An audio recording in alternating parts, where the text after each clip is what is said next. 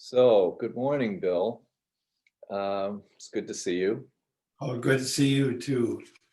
Yeah, we'll have to do this more often instead of texting and doing the email back and forth. Sit down and chat every now and then. But so grateful for you to come in this morning and take your time and uh, share your story. And I can share a little bit about my story after reading your book. Um, so. Uh, Ladies and gentlemen, this is Bill, or William Walsh / Bill, as I like to call Bill. And Bill had a very successful practice for, how would you say, Bill? For 40 years, I practiced, and it was very successful. Thoroughly enjoyed it. I am a medical doctor, an allergist, and an immunologist, and I got to be a diet specialist, kind of backed into it, in the fact that as a immunologist and allergist, when doctors had patients, they couldn't figure out a problem, why the patient was getting sick. They would send it to me and I would try to figure out a reason why. And so often the reason came out of the diet. Our diet is a poisonous diet. It is unbelievably bad. Mm. So the more that I got to know about the diet, the more that it became fascinating for me to know what was happening and to change these people's lives. I have since retired, and I find it as my goal in life to help other people to recover from their dementia and other illnesses caused by our diet. Yeah. So in your practice, the way I understand it is that, people would come to you and you'd find out what they were allergic to and prescribe what other things that they might need to do to become healthy. But then you started to notice that there were people that may not have an allergic diagnosis, but a sensitivity. Is that correct? That is exactly right. In fact, I kept doing skin tests that came out to be show no allergies whatsoever, and people obviously reacting to foods, and that clued me off. One of the things that was very helpful for me too was to pick up the work of a person who I think has passed away by now, a Dr. Robert Lustig, who wrote a lot about sugar and the dangers of sugar. And by the time I got to understand what he was talking about, I found, yes, sugar is indeed very poisonous for us. Not everybody, but as you grow older, particularly, it becomes more poisonous. In fact, I would just actually, before talking to you today, I was just reading through some magazines and came across an article in which they looked at refined sugar and found that people who took refined sugar, their hormones that told them that they were full did not respond very well. And so they ended up still hungry or thirsty and continued to eat more, and they became obese. And Interesting. people who used ordinary sugar, glucose type sugar, the normal type of sugar we have in our body, they did not experience it when they drank that sugary syrup or drink. Their hormones did tell them that they were getting full, and so these people had less weight gain. Hmm. So the sugar is really a bad problem. I ran into this problem myself, if I can carry this just a little bit further. Yeah. When I was about 40, I weighed 248 pounds, and I was pretty heavy at that. And I have two brothers who passed away, one at 50 and one at 59, acutely, like a stroke or a heart attack, either one. And they were overweight. And I have another brother now who's still living, and he's had 2 strokes. And so I figure I couldn't afford to keep being fat. And yet I don't have the willpower of a gnat. And so I knew I could take away one thing out of my diet and I'd do it. And so I thought, well, I'll just take away sugar. And that was really good with taking away sugar. And then later, other poisons that give similar problems. My weight now from 248 is 140, and it's going downward. I think eventually it's going to hit 130. And that is not by my doing. We seem to have an internal system that forces us to lose weight. It forces us to be healthy, and it is poisoned by refined sugar. And that's why we've got like half of the United States weighing way too much and having strokes and heart attacks and diabetes and all the other problems that arise from being overweight. Yeah. You've had some problems yourself, you were telling me. Yeah, well, when we were first introduced through Lori LeBay, Alzheimer's Speaks, she had introduced us, and we talked, and you had your book, Retaining the Mind, and I, because I'm a book nut, I went out and bought it, and it's not a very big book. You can read it pretty quick. And I read it, and the first thing that I said to myself was, okay, based on what I've read here, I think I'm gonna just try to limit my gluten. And it made a major change in my body. When I would just eat bread, and I didn't eat white bread. I ate, oats and stuff like that. No, I shouldn't say that. But bread that I'd take off the shelf, that wasn't white. But anyway, but I would get really achy, and I would kind of write it off that it was in the line of work that I was in that, I'm a kind of a handyman kind of person, in the sense that I love doing those kinds of little projects. I do a number of things. I'm very involved in health and well-being.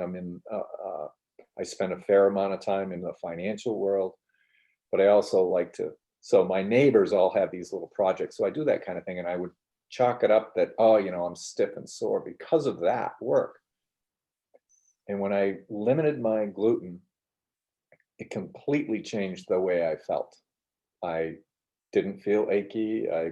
I slept better. And so even to this day now, what's that been?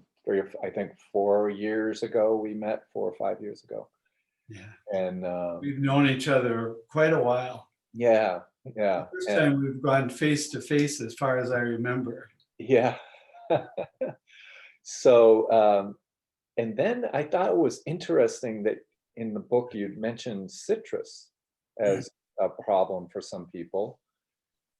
And then I started to pay attention to that. And really, citrus for me is, I really like oranges and orange juice, and I like apples. I'll cut them up and put them in with yogurt and whatever. And I decided to stop with the oranges and orange juice. And that made another change in my memory.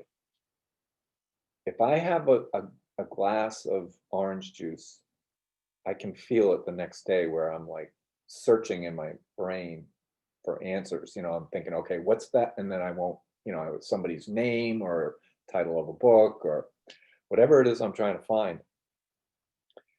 And it's probably with me for 3 or 4 days before it kind of washes through my system.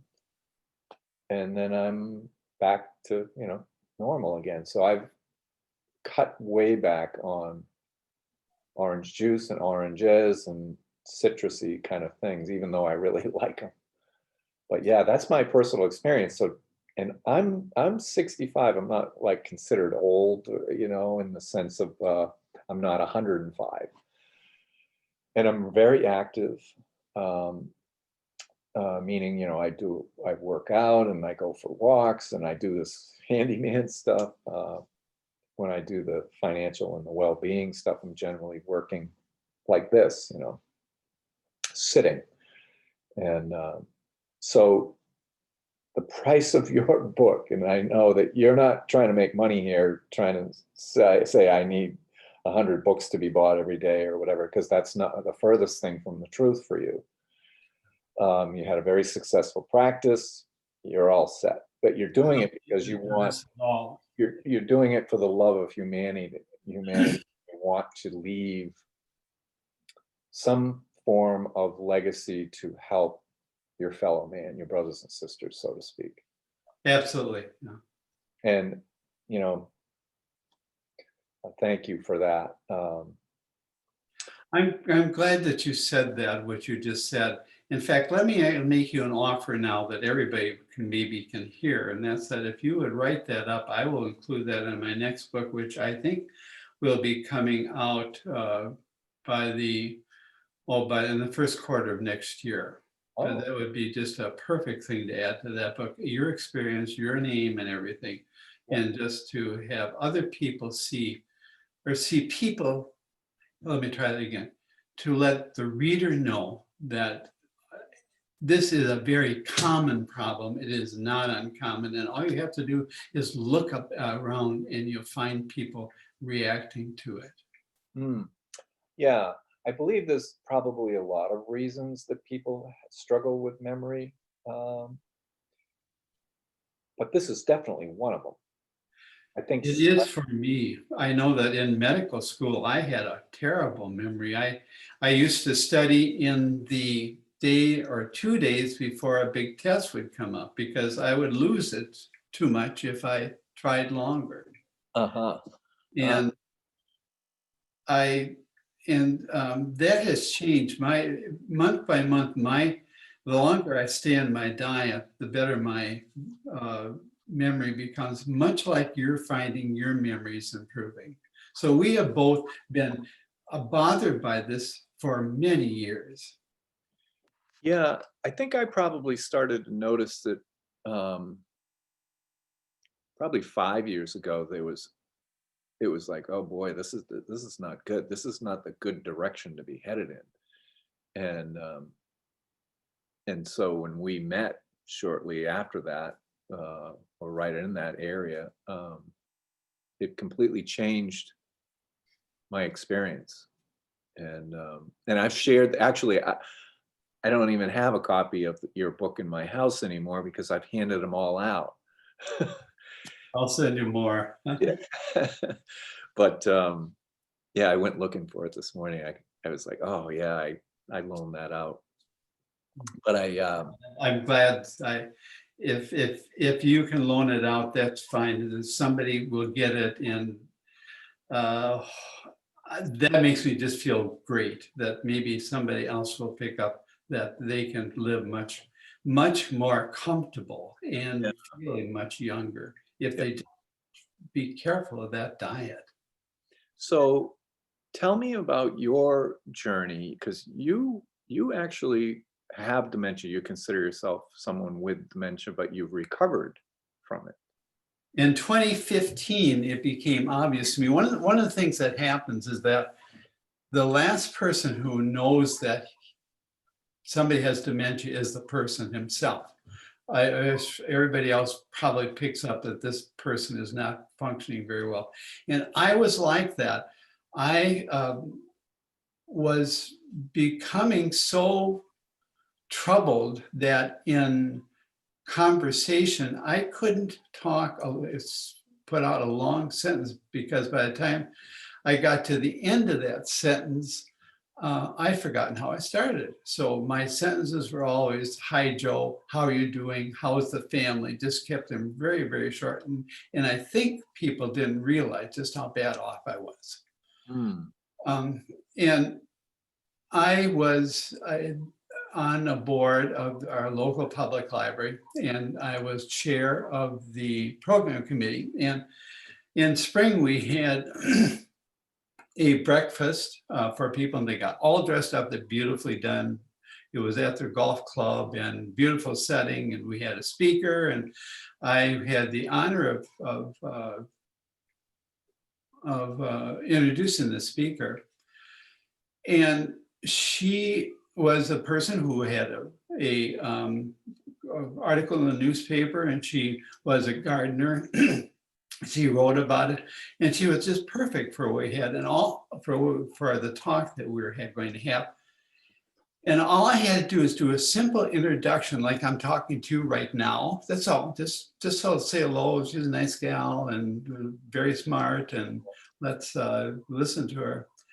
And I knew I was having trouble, so I said I might get up and not be able to say what I'm going to say, what I was supposed to say. So I'm going to memorize it.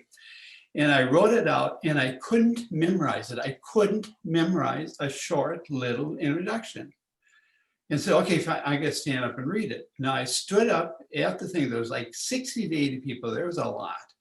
And all dressed up, it was right, and the meat, they came in, they had their meal, and at the end of it, now came the talk. And I stood up, and I couldn't read what I had on that little piece of paper. I couldn't read it. It made no sense to me. And I'm used to giving talks. I've given hundreds of talks in my life, but I couldn't say this one. I said, Bill, you've got dementia and you've got little time to come out of it. But I knew how to come out of it. Once I admitted to myself, I knew how to come out of it, because I had this experience in my practice with people reacting to foods like that, particularly the migraine patients. And they were the easiest to tell which foods they reacted to.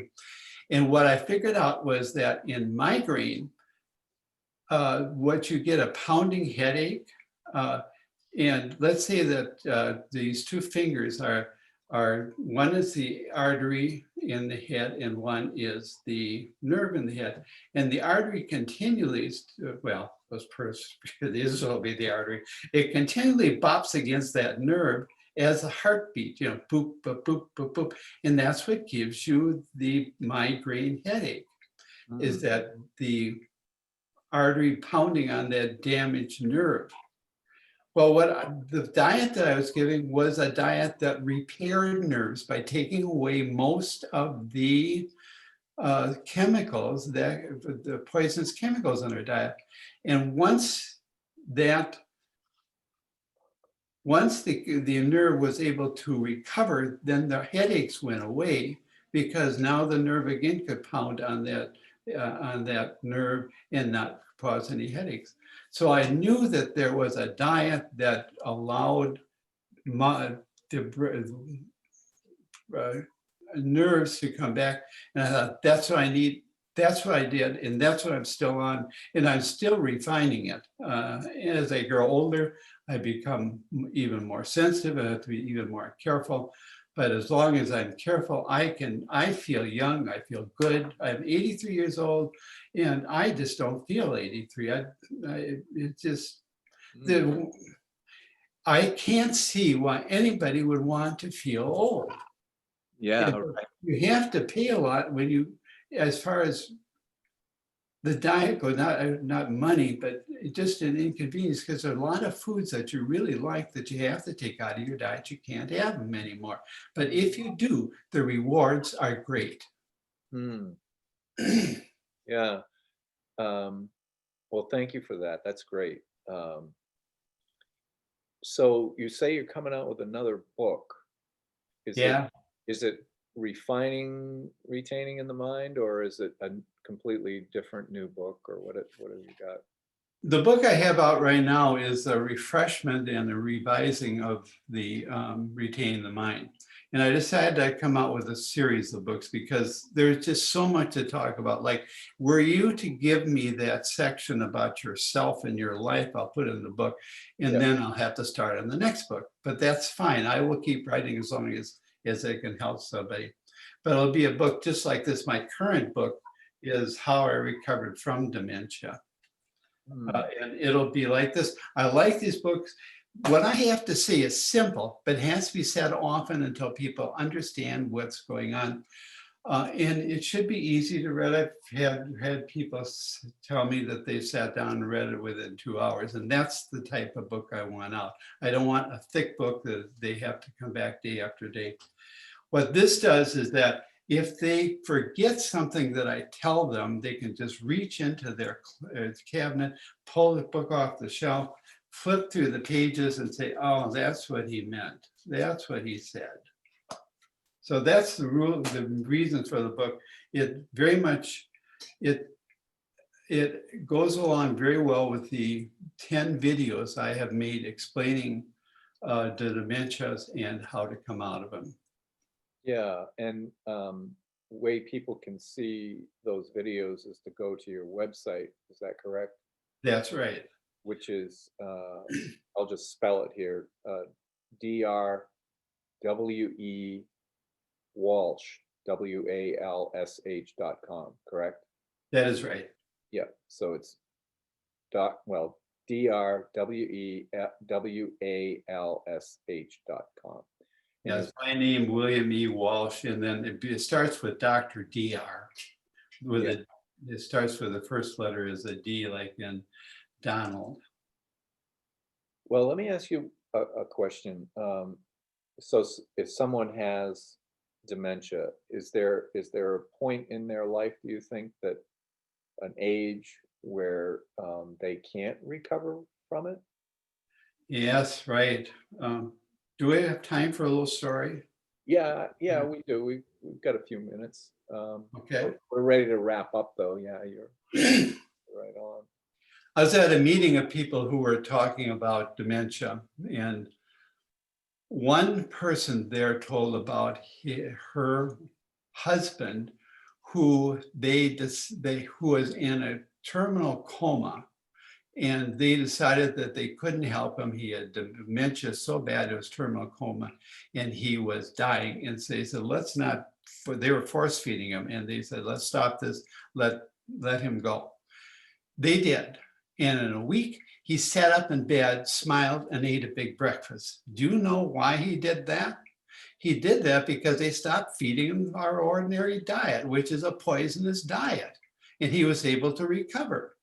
Now, he was 70 to 80, undoubtedly being in a coma. His brain had been severely damaged.